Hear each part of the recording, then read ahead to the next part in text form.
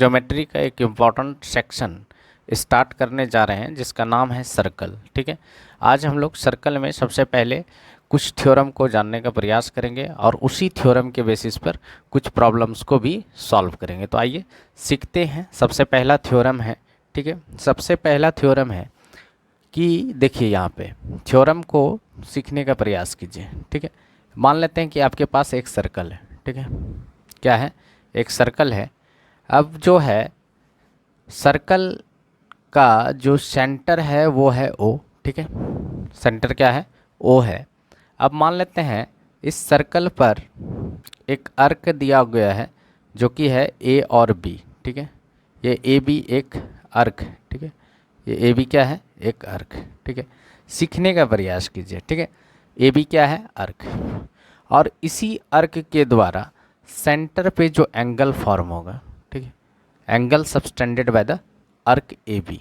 ठीक है, ये जो सेंटर पर एंगल फॉर्म करेगा, जो भी एंगल फॉर्म करेगा, ठीक है, जो भी एंगल फॉर्म करेगा यहाँ पे सेंटर पे, वो क्या होगा, remaining portion of the circle के डबल होंगे। ठीक है, यानी कहने का सेंस हो गया कि अगर यहाँ पे यही अर्क के द्वारा सर्कल पर एंगल अगर थीटा फॉर्म करता है, यानी सरकमफ्रेंस पर बोलिए या सर्कल बोलिए, उस पर अगर थीटा एंगल फॉर्म कर रहा है तो सेंटर पे वो क्या करेगा, 2 थीटा एंगल फॉर्म करेगा। ठीक है, तो फर्स्ट थ्योरम हमको यही सिखाता है कि जो एंगल फॉर्म बाय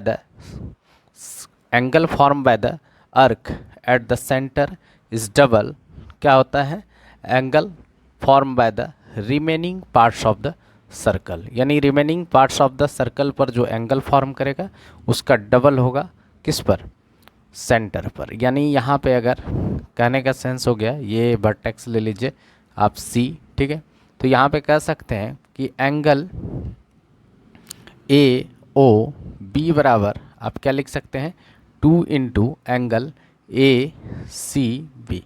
ठीक है, यानी जो एंगल है वो क्या हो जाएगा, ए सी पी का डबल हो जाएगा। एंगल ए ओ बी बराबर क्या हो जाएगा, double of angle A C B. तो आप इसको कैसे लिख सकते हैं, देखिए यहाँ पे आप लिख सकते हैं, कैसे लिखते हैं, देखिए यहाँ पे लिख सकते हैं एंगल, ठीक है, angle form bye an arc at the centre, centre of a circle is double angle, ठीक है, angle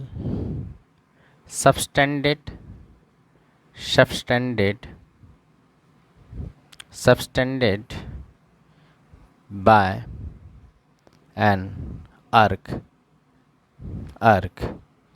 angle subtended by an arc, remaining arc at any point, लिखिए at any point on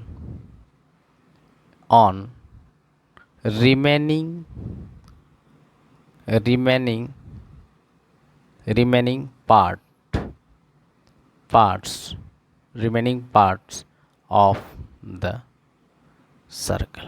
यानी कहने का sense हो गया, angle form bye an अर्क लिखिए या एंगल सबटेंडेड, ये भी लिख सकते हैं, subtended by an arc at the centre of a circle is double angle subtended by arc at the any point on the remaining parts of the circle. यानी जो एंगल फॉर्म किया जा रहा है किसके द्वारा, अर्क के द्वारा, कि यहाँ पे सेंटर पर, ठीक है, सेंटर पर वो क्या हो जाएगा, डबल हो जाएगा। कहाँ पर से, एंगल जो सबटेंडेड किया जा रहा है सेम अर्क के द्वारा, कहाँ पे, remaining parts of the circle, या सरकमफ्रेंस भी लिख सकते हैं। सर्कल के प्लेस पे आप क्या लिख सकते हैं, सरकमफ्रेंस। ठीक है, सरकमफ्रेंस लिख सकते हैं। ठीक है, फॉर एग्जांपल के लिए आप समझ सकते हैं कि अगर आपको एक सर्कल दिया गया है, ठीक है, एक सर्कल दिया गया है और ये जो है यानी अर्क ए बी के द्वारा सेंटर पर अगर 130 डिग्री का एंगल बना रहा है तो पूछा जाएगा कि आपसे पूछा जाएगा कि सरकमफ्रेंस पर एंगल कितना होगा। ठीक है, इसी अर्क के द्वारा सरकमफ्रेंस पर एंगल कितना होगा, यानी कहने का सेंस होगा आपसे पूछा जाएगा कि एंगल ए सी बी बराबर क्या होगा यहाँ पे। ठीक है, तो यहाँ पे हम लोग लिख सकते हैं कि एंगल सी ए सी बी बराबर क्या हो जाएगा, हाफ इंटू एंगल ए, अगर सेंटर मेरा ओ है, ठीक है, इस सर्कल का सेंटर क्या है, ओ है, तो यहाँ पे क्या लिख सकते हैं, ओ ए बी। तो यहाँ पे आपको रीज़न लिखना पड़ेगा, सिंस लिख सकते हैं एंगल एट द सेंटर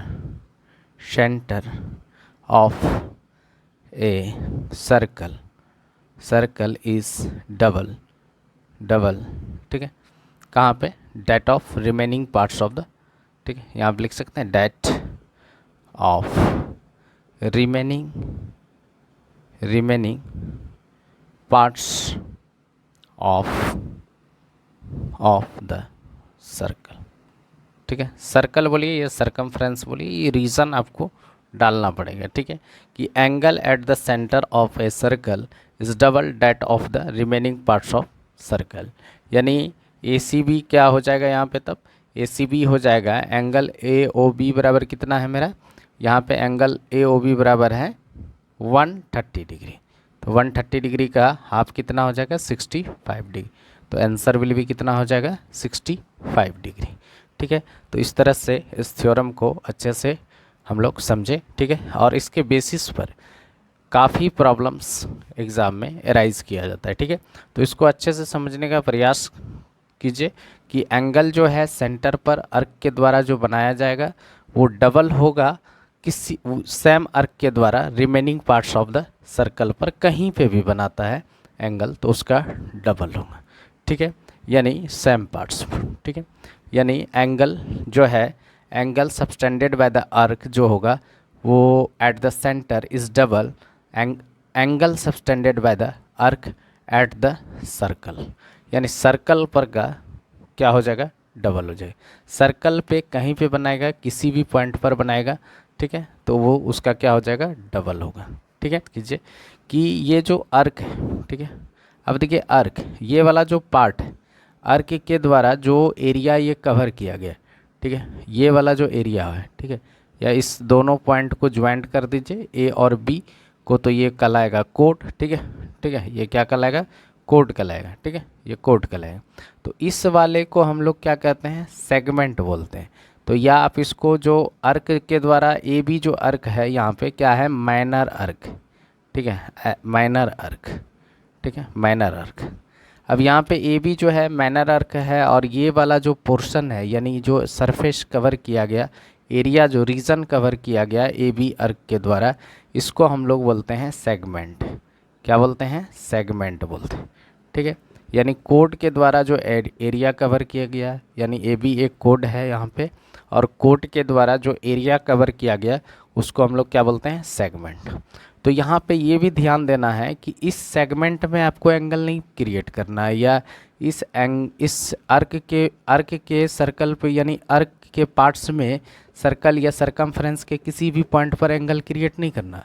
क्या नहीं करना है, देखिए आप, जैसे कि अगर मान लेते हैं ये सर्कल, अब यहाँ पे इस कोड के द्वारा मान लेते हैं, या इस अर्क के द्वारा ए बी जो अर्क है इसके द्वारा अगर सेंटर पर एंगल थीटा बना रहा है, ठीक है, या 2 थीटा लेके चलते हैं, 2 थीटा बना रहा है, तो इसी सेम अर्क के द्वारा, ठीक है, सरकमफ्रेंस पर थीटा एंगल फॉर्म करेगा।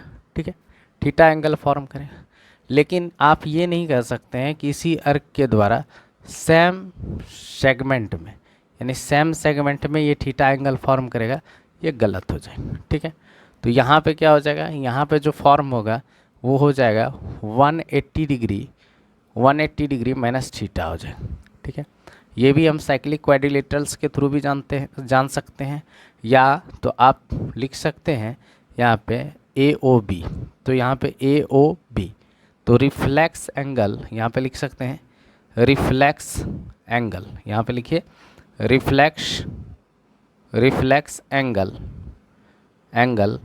ए ओ बी बराबर क्या हो जाएगा 360 डिग्री माइनस 2 थीटा।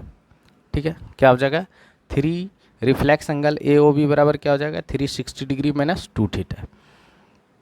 तो अब मेरा जो ये एंगल आया, ये एंगल क्या कौन सा आ जाएगा, ये वाला। ठीक है, अब इसका देखिए यहाँ पे अब एंगल जो ये मेजर अर्क के द्वारा सेंटर पे जो बनाया जा रहा है वो कितना बनाया जा रहा है, वो बनाया जा रहा है आपका 360 डिग्री माइनस 2 थीटा। ठीक है, कितना बनाया जा रहा है 360 डिग्री माइनस 2 थीटा। अब यहाँ पे देखिए जब ये सेंटर पे क्या बना रहा है मेजर अर्क के द्वारा, यानी ये जो मेजर अर्क है, ठीक है, ये मेजर अर्क के द्वारा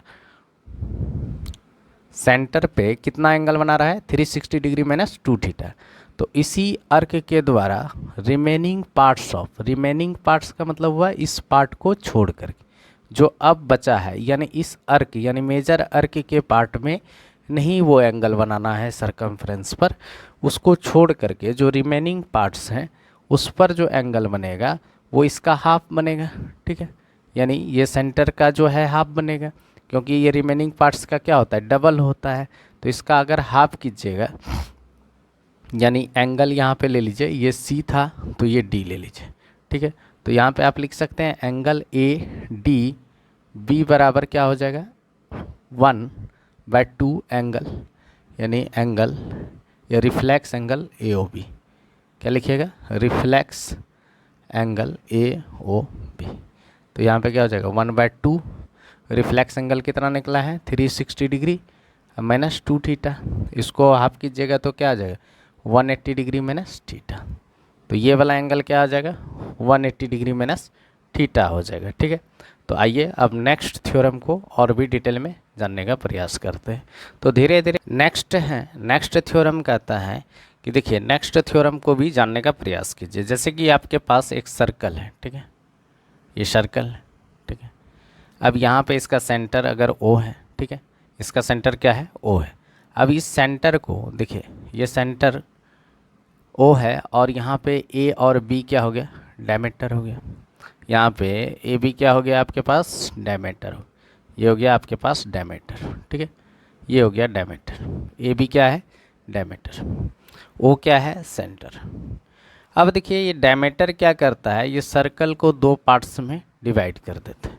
डायमीटर क्या करता है, कोई भी डायमीटर सर्कल का क्या करता है 2 पार्ट्स में डिवाइड कर देता है सर्कल को इक्वल पार्ट्स में। ठीक है, अब देखिए ये जो हाफ पार्ट कहलाएगा इसको हम लोग क्या बोलते हैं सेमी सर्कल। ये वाला जो पार्ट्स हो गया इसको हम लोग क्या बोलेंगे सेमी सर्कल। ठीक है, सेमी सर्कल, ठीक है, सेमी सर्कल। अब देखिए इस डायमीटर के द्वारा जो सरकमफ्रेंस पर एंगल फॉर्म होगा वो क्या हो जाएगा 90 डिग्री हो जाएगा। कितना हो जाएगा 90 डिग्री, यानी इस डायमीटर के द्वारा जो सरकमफ्रेंस पर एंगल फॉर्म हो रहा है वो कितना हो रहा है 90 डिग्री। ठीक है, इस डायमीटर के द्वारा जो सरकमफ्रेंस के किसी भी पॉइंट पर जो एंगल फॉर्म हो रहा है वो कितना हो रहा है, वो हो रहा है 90 डिग्री। ठीक है, ये कितना हो रहा है 90 डिग्री। अब देखिए ये भी आसान है, अगर हम फर्स्ट वाला क्वेश्चन को अच्छे से समझ जाए तो फर्स्ट वाला थ्योरम को अगर अच्छे से समझ गए हैं तो फिर ये भी आसान है। कैसे है देखिए, अगर मान लेते हैं ये जो कोड है, कोड एक स्ट्रेट लाइन है। अब सेंटर पर ये एंगल कितना बनाएगा, यहाँ पे सेंटर पे ये बनाएगा 180 डिग्री। ठीक है, सेंटर पे एंगल कितना बनाएगा, इस कोड ए बी के द्वारा कितना एंगल फॉर्म करेगा 180 डिग्री फॉर्म करेगा। अब देखिए जब ये 180 डिग्री फॉर्म करेगा, अभी बताएं अगर आप मान लेते हैं कि ये आपका ए और बी जो है एक अर्क, ठीक है, ए बी क्या है एक अर्क, ठीक है, ये ए बी अर्क। अब इस अर्क ए बी के द्वारा जो सेंटर पे एंगल बनाया जाता है, इसी का रिमेनिंग पोर्शन यानी रिमेनिंग पार्ट्स पर जो एंगल बनाएगा इसी अर्क के द्वारा remaining parts of the circumference पर जो एंगल बनाएगा वो क्या हो जाएगा इसका हाफ हो जाएगा। ठीक है, तो ये 180 डिग्री है तो इसका हाफ क्या हो जाएगा 90 डिग्री। इसीलिए यहाँ पे लिखा जाता है, इस थ्योरम को लिखा जाता है कि एंगल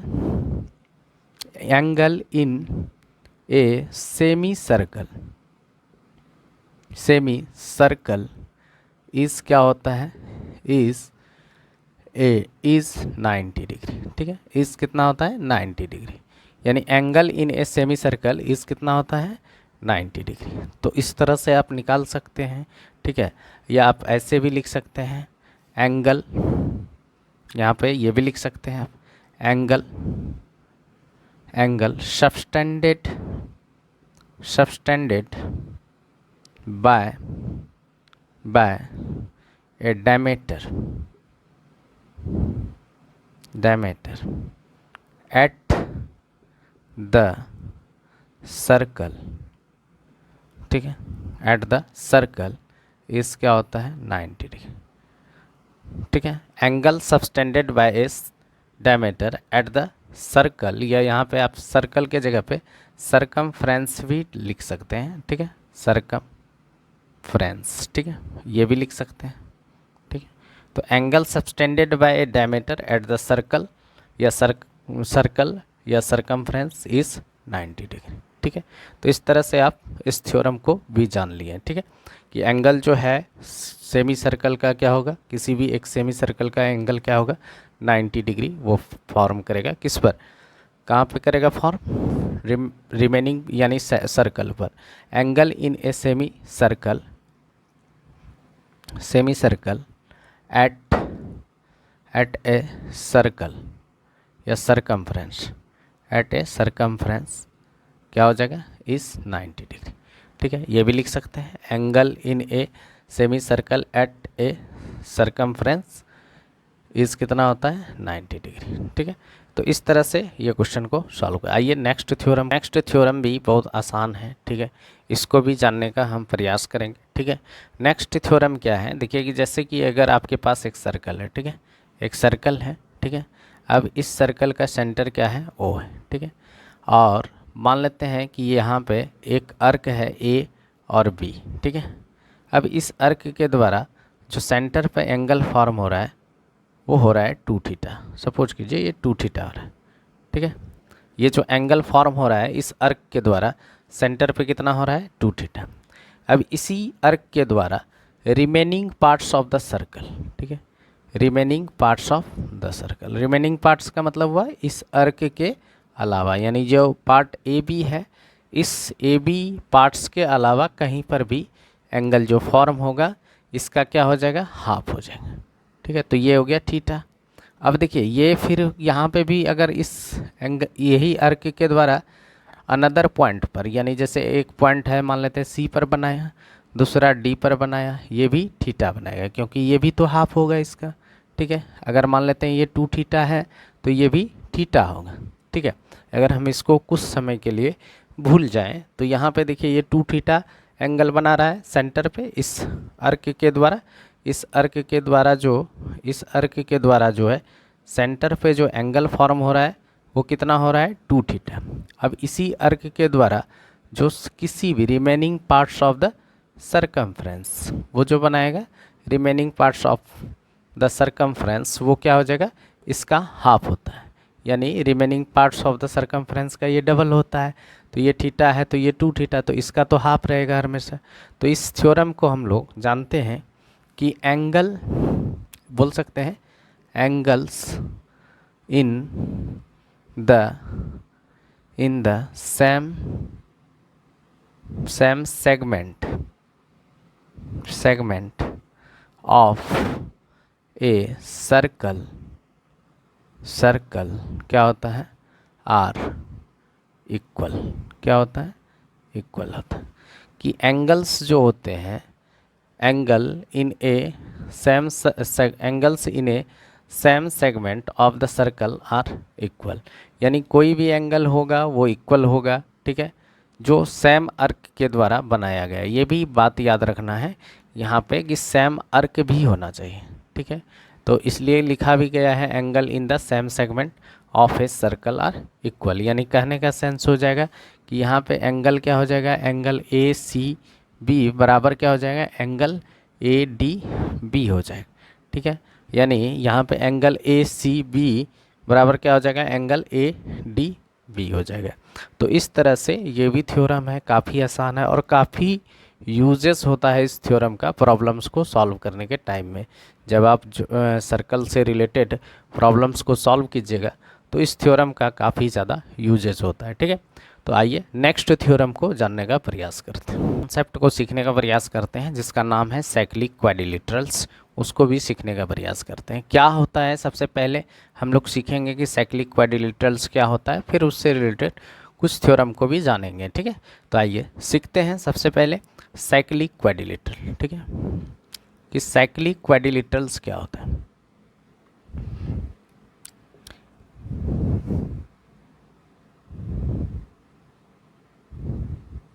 साइक्लिक क्वाड्रिलेटरल्स, ठीक है, साइक्लिक क्वाड्रिलेटरल्स किसको बोलते हैं, बोल सकते हैं यहाँ पे देखिए, एक क्वाड्रिलेटरल्स, एक क्वाड्रिलेटरल्स, ठीक है, हुज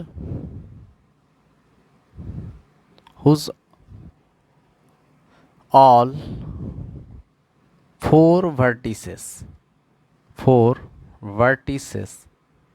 या all vertices, ठीक है, whose four vertices लिखिए, whose four vertices, ठीक है, यानी ए बी सी और डी, कुछ भी वर्टिसेस हो सकता है। ठीक है, लाइज, ठीक है, लाइज ऑन, ठीक है, on the on the on a circle लिखिए, ऑन ए सर्कल। ठीक है, इस कॉल्ड क्या कहलाएगा, इस कॉल्ड कहलाता है साइक्लिक क्वाड्रिलेटरल। ठीक है, साइक्लिक क्वाड्रिलेटरल्स बोल सकते हैं, क्वाड्रिलेटरल। ठीक है, इसी को हम लोग साइक्लिक क्वाड्रिलेटरल्स कहते हैं। यानी कोई क्वाड्रिलेटरल्स हैं, ठीक है, जैसे कि अगर आपके पास एक सर्कल है, ठीक है, इस पर 4 पॉइंट, ठीक है, मान लेते हैं ए, यहाँ पे इस सारे पॉइंट को ज्वाइन कर देते हैं। ठीक है, देखिए ये क्वाड्रिलेटरल्स हो गया। क्वाड्रिलेटरल्स क्या होता है, 4 साइड बॉन्डेड फिगर को हम लोग क्या कहते हैं, क्वाड्रिलेटरल्स बोलते हैं। अब देखिए यहाँ पे इस क्वाड्रिलेटरल्स का अगर वर्टिसेस ए देखें, बी देखें, सी देखें और डी देखें, ये सब जो है लाइज कर रहा है कहाँ पे, सर्कल पर। यानी चारों वर्टिसेस कहाँ पे लाई कर रहा है, यानी किसी भी क्वाड्रिलेटरल्स का अगर 4 वर्टिसेस लाई करे सर्कल पर, तो उसी क्वाड्रिलेटरल्स को हम किस नाम से जानते हैं, उसी क्वाड्रिलेटरल्स को हम लोग साइक्लिक क्वाड्रिलेटरल्स के नाम से जानते हैं। ठीक है, उसी क्वाड्रिलेटरल्स को हम लोग किस नाम से जानते हैं, साइक्लिक क्वाड्रिलेटरल। अब देखिए साइक्लिक क्वाड्रिलेटरल्स में होता क्या है, साइक्लिक क्वाड्रिलेटरल्स में जो ये अपोजिट एंगल, ठीक है, अपोजिट एंगल, जैसे ये ए है ये बी है, ठीक है, तो इन दोनों का सम यानी ए प्लस बी का सम 180 डिग्री होता है। यानी अपोजिट एंगल का जो सम होता है वो क्या होता है, 180 डिग्री होता है।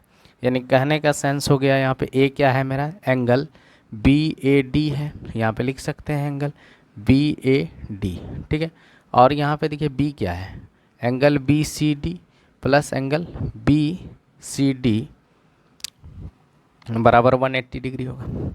या और भी हो सकता है यहाँ पे, जैसे ये वाला एंगल मान लेते हैं ये सी है और ये डी है। ठीक है, तो सी प्लस डी बराबर भी हो जाएगा। तो A B C angle A B C अब प्लस क्या हो जाएगा, एंगल सी डी ए। ठीक है, C D A.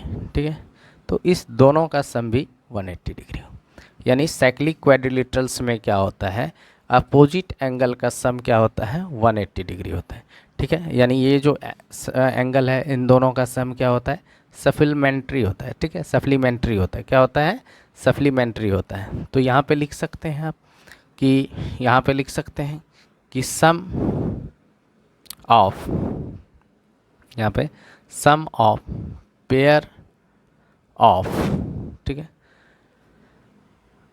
Some of pair of two opposite, two opposite, ठीक है, opposite angles of cyclic quadrilaterals is, ठीक है, इज ए सप्लीमेंट्री, क्या लिख सकते हैं, सप्लीमेंट्री, ठीक है। ये सप्लीमेंट्री, सप्लीमेंट्री का मतलब होता है दो एंगल का सम अगर 180 डिग्री है तो उसको हम लोग क्या बोलते हैं, सप्लीमेंट्री एंगल बोलते हैं, ठीक है। अगर टू है तो sum of pair of two opposite, ठीक है, यानी sum of pair of two opposite angles of cyclic quadrilaterals is a supplementary, यानी दो अपोजिट साइक्लिक क्वाड्रिलेटरल्स का जो एंगल का सम होगा वो क्या होगा, 180 डिग्री होगा, ठीक है। तो ये काफ़ी अच्छा कॉन्सेप्ट है, ठीक है। ये अगर आप जान गए तभी आप जो है साइक्लिक क्वाड्रिलेटरल्स से प्रॉब्लम्स को भी सॉल्व कर पाइएगा। तो बहुत आसान है, ठीक है, बहुत आसान है, ठीक है। और इसका यूज़ करेंगे हम लोग कि क्वेश्चन में कैसे यूज करेंगे ये भी सीखने का प्रयास करेंगे। जब क्वेश्चन को सॉल्व करेंगे, डिफरेंट टाइप्स के क्वेश्चन को सॉल्व करेंगे, ठीक है, और हर टाइप का यहाँ पे सॉल्यूशन प्रोवाइड किया जाएगा, ठीक है।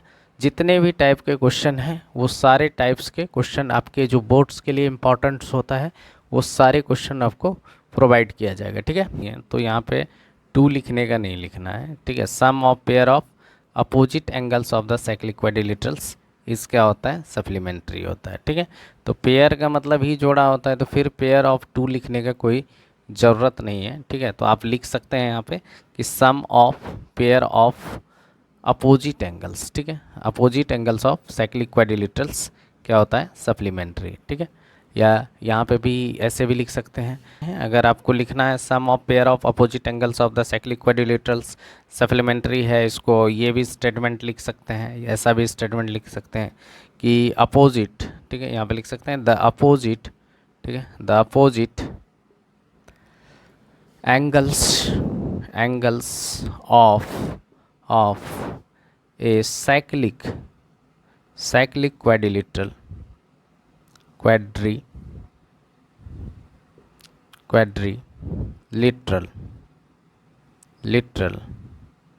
ठीक है, इज क्या होता है, इज ए सप्लीमेंट्री, ठीक है। तो इस तरह से आप लिख सकते हैं। तो ये बहुत अच्छा कॉन्सेप्ट था। आइए नेक्स्ट कॉन्सेप्ट को जानने का प्रयास करते हैं। नेक्स्ट कॉन्सेप्ट है, काफ़ी आसान है, ठीक है, इसको भी जानने का प्रयास करेंगे, काफ़ी इम्पॉर्टेंट भी है, ठीक है। काफ़ी ये क्या होता है कि अगर मान लेते हैं आपके पास एक सर्कल है, ठीक है, यानी साइक्लिक क्वाड्रिलेटरल सर्कल है, इसका सेंटर ओ है, ठीक है, यहाँ पे साइक्लिक क्वाड्रिलेटरल्स, ठीक है,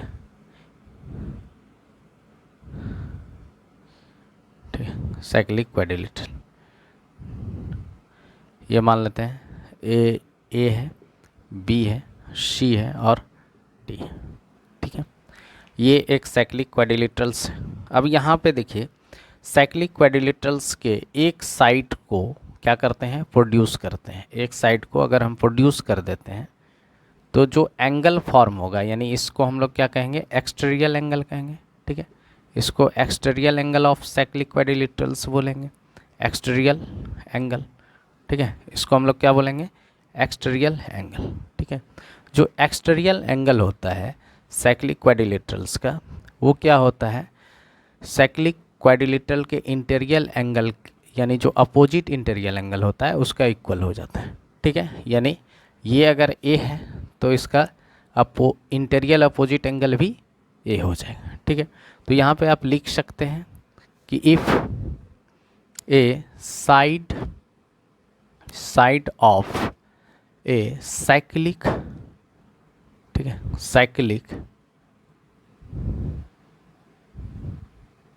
साइक्लिक क्वाड्रिलेटरल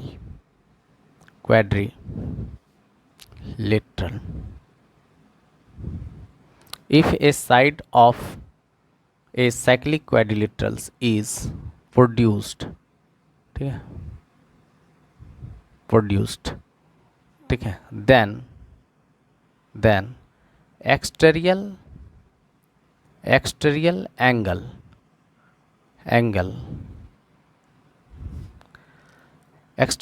angle ऑफ लिख सकते हैं, of cyclic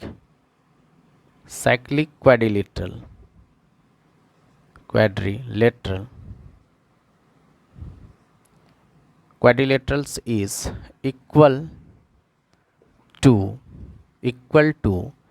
interior interior opposite angle, ठीक है, ये बराबर होता है, ठीक है।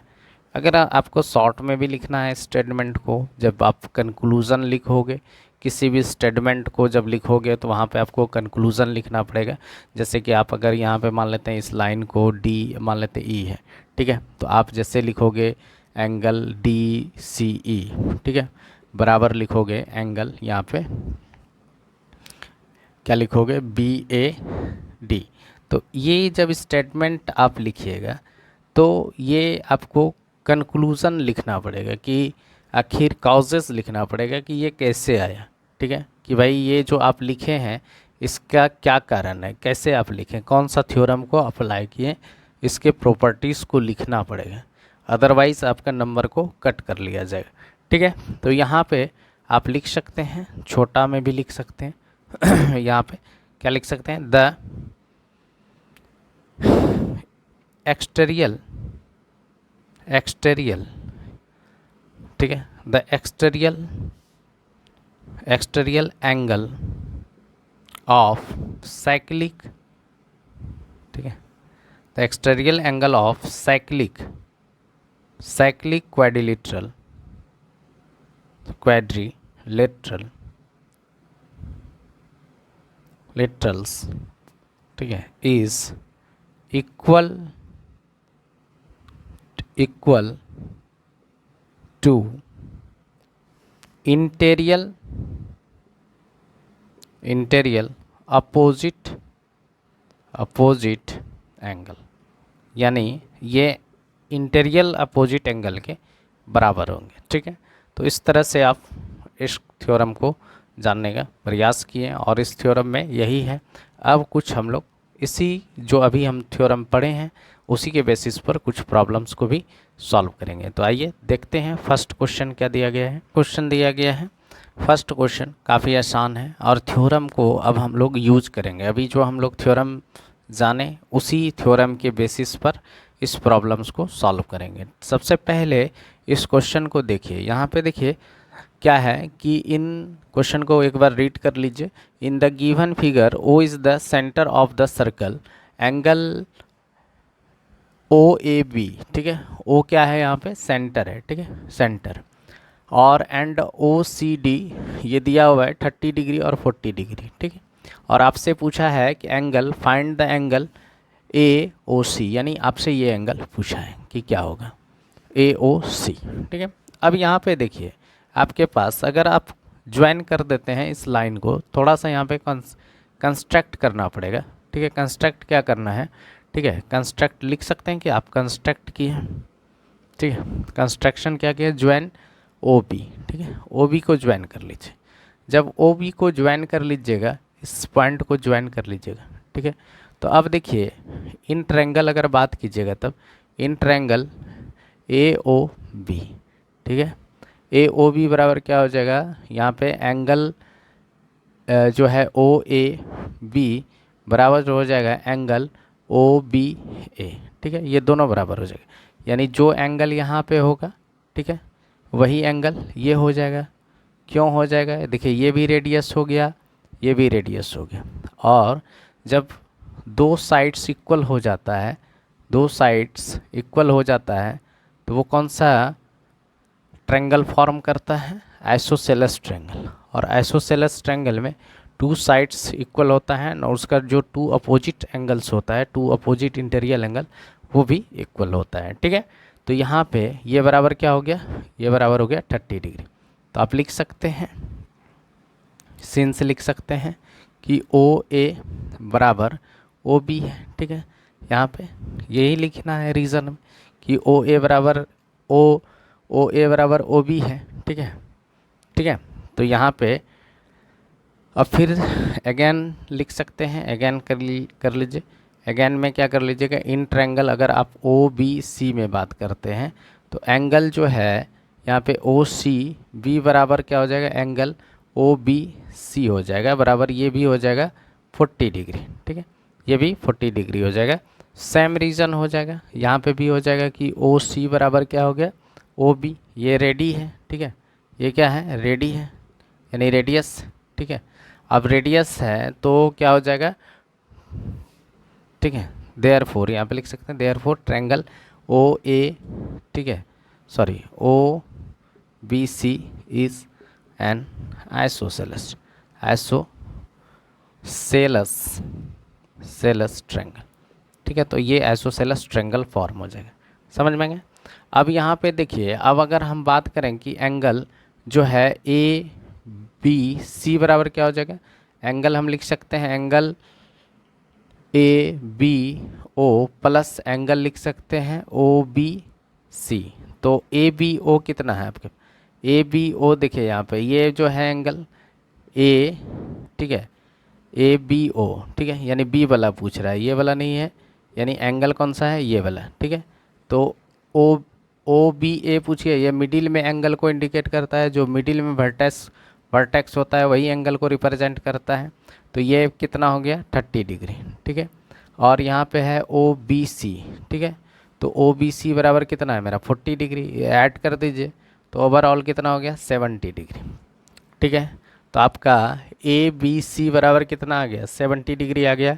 आपसे पूछा है ए ओ सी, तो यहाँ पे आप लिख सकते हो, ठीक है, यहाँ पे देयरफॉर, ठीक है, एंगल ए ओ सी बराबर क्या हो जाएगा 2 into angle A B C, ठीक है।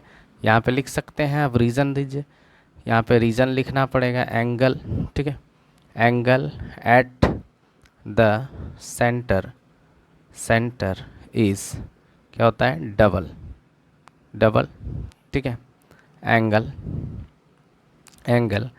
Eight the remaining